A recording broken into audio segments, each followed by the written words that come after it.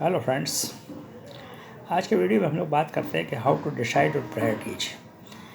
कई बार ऐसा होता है कि हमको समझ में नहीं आता है कि हम किस काम को पहले करें, किस काम को बाद में करें, और जो प्रायोरिटीज जो है वो हमारी क्या होनी चाहिए, हमको कौन से वर्क पर ज़्यादा कंसंट्रेट करना चाहिए, कौन से वर्क पर कम करना चाहिए।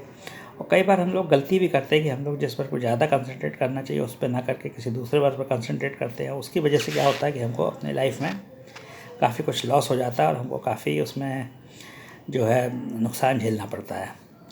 तो कौन सा जॉब आपको पहले करना है, कौन सा जॉब बाद में करना है, आपकी प्रायोरिटीज़ क्या होनी चाहिए, इस विषय पे आज मैं आपसे लोगों से बात करूँगा।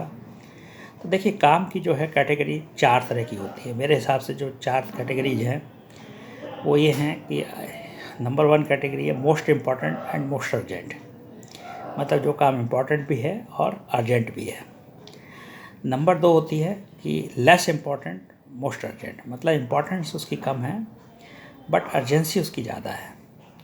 नंबर 3 होती है मोर इम्पॉर्टेंट लेस अर्जेंट, इसकी की इम्पॉर्टेंस ज़्यादा है लेकिन अर्जेंट उतना नहीं है।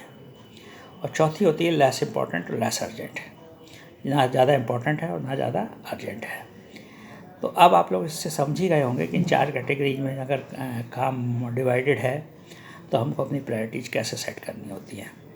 तो नेचुरली आप सभी लोग इस बात से सहमत होंगे कि सबसे पहले हमको वो काम करना जो कि मोस्ट इम्पॉर्टेंट है और मोस्ट अर्जेंट है, मतलब इम्पॉर्टेंट भी है और अर्जेंट भी है।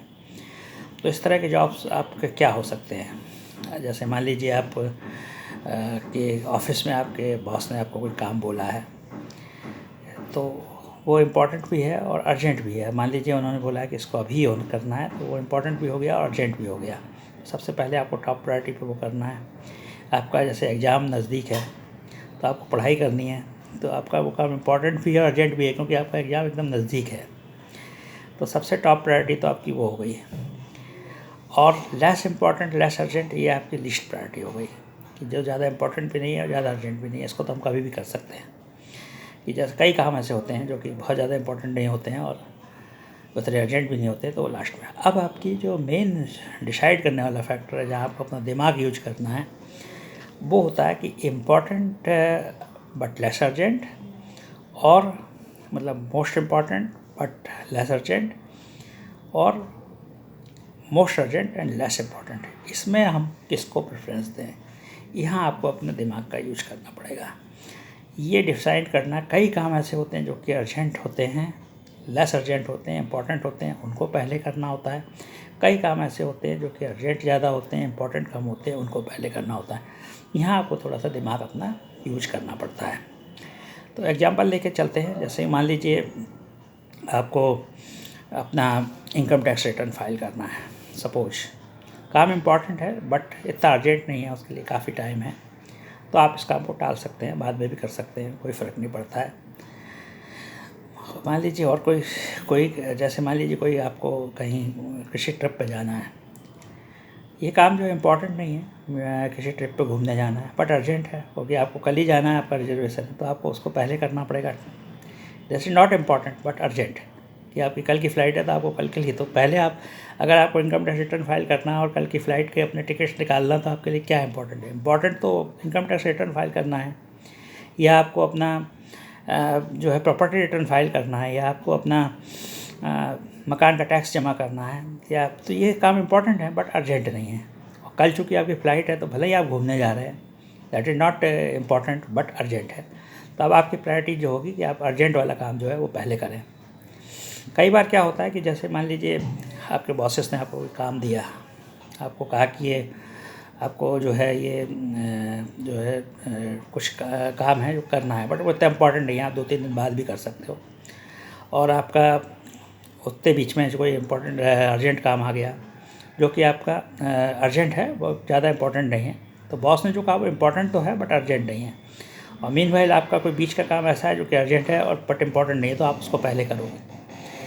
कई बार ऐसा होता है कि आप जो है इम्पोर्टेंट काम को आपको पहले करना होता है और अर्जेंट काम को आपको बाद में करना होता है, जो कि ज़्यादा इंपॉर्टेंट नहीं है, आप छोड़ सकते हैं। मान लीजिए आप सिनेमा देखने जा रहे हैं और आपको कोई इंपॉर्टेंट काम बीच में आ गया, तो आप सिनेमा देखना जो है वो अपना अवॉइड भी कर सकते हैं, that is not important work.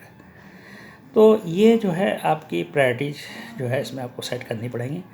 But basically जो मेरा मानना है कि आपको इसमें ज़्यादातर केसेस में जो काम अर्जेंट हैं उन पे फोकस करना पड़ता है, क्योंकि इम्पॉर्टेंट काम है वो भी आप करेंगे ही, वो करना भी है, बट आप उसको बाद में भी कर सकते हैं, तो आप उसको थोड़ा सा टाल सकते हैं और अर्जेंट काम पे आप फोकस कर सकते हैं। बहुत से काम ऐसे हैं कि जो कि अर्जेंट, जिनको कि आप अर्जेंट भी नहीं है, इम्पॉर्टेंट भी नहीं है, तो उनको आप लिस्ट प्रायोरिटीज़ पे रख सकते हैं।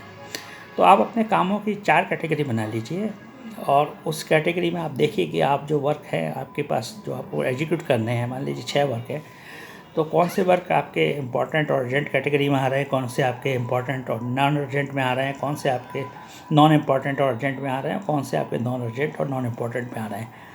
अब इस कैटेगरी के हिसाब से आप अपने वर्कों को सारे वर्क लिख लीजिए और उसके बाद आप उसी सीरीज में कि जो सबसे पहले मोस्ट इम्पॉर्टेंट और अर्जेंट, उसके बाद अर्जेंट बट लेस इम्पॉर्टेंट, उसके बाद इम्पॉर्टेंट बट लेस अर्जेंट, और उसके बाद लास्ट में जो है लेस इम्पॉर्टेंट लेस अर्जेंट।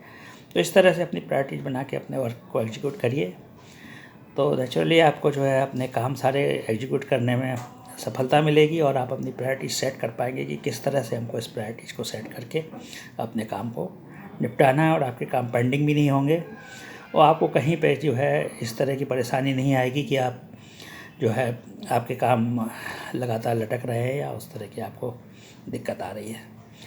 तो यही है आज के वीडियो में, बस आप लोगों के लिए मेन जो मुझे कहना था। बाकी जुड़े रहिए। Thank you very much. Bye bye.